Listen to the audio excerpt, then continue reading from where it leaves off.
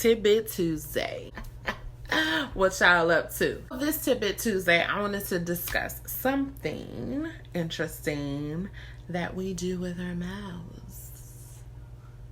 I know you see the gloss. Cursing. Yes, using cuss words. Cussing people out. Oh, you had the urge to do so.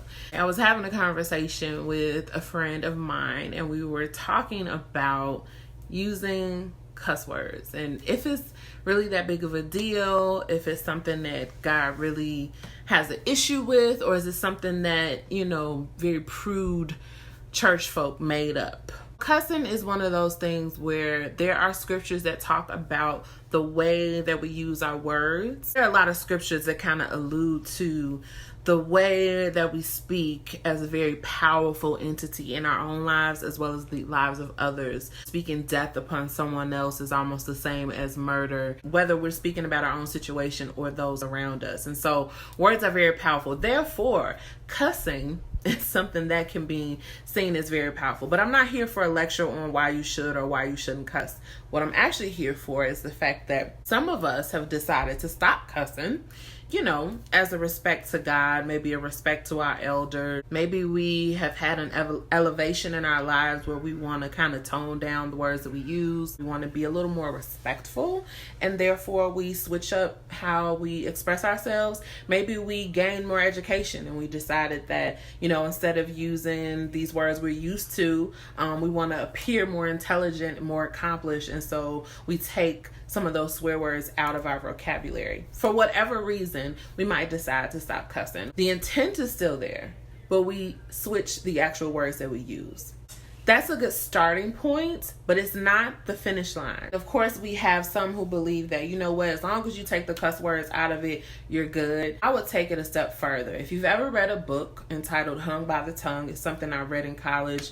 It talked a lot about matters of the heart when it comes to what comes out of our mouth. Sure, you can switch curse words, use bleeps just like they do on TV. The spirit is still there. That spirit of lust, the spirit of anger, the spirit of rage, the spirit of vengeance, it's still there no matter what actual words come out of our mouth. So it's much more important to keep a cap on your heart than it is on the words. I would admonish you to go a little further in your faith. The root of those overly used emotions, like why do you feel the need to express yourself in this way? And this isn't something that I just tell other people. This is from experience. Somebody who used to cuss like a sailor in high school. Those who went to Curie with me, you'll know. And it was mainly to make other people laugh. It was kind of an icebreaker for me.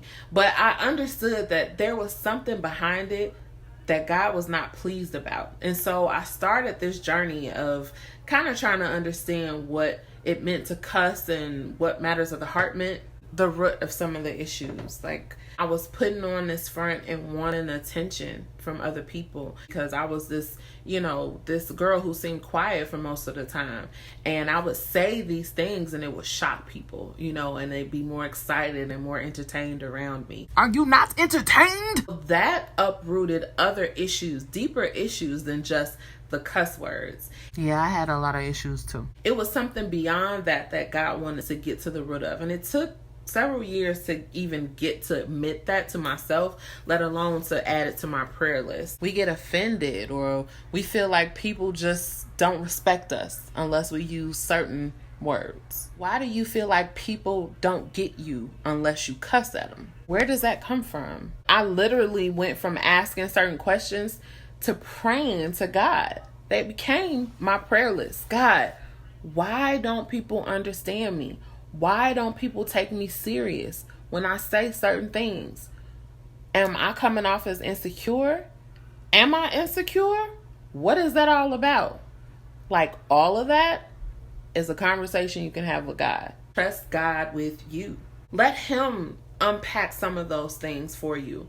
And I believe that's what the Bible is here for. Maybe it's an uprooted hurt or offense that you've gone through that you need to forgive yourself for. Maybe it's something you need to forgive someone else about. With that healing, with deliverance, with overwhelming love and acceptance, with all of those things in place, you'd be amazed at the type of personal growth you can achieve. And He will Answer, and he will restore.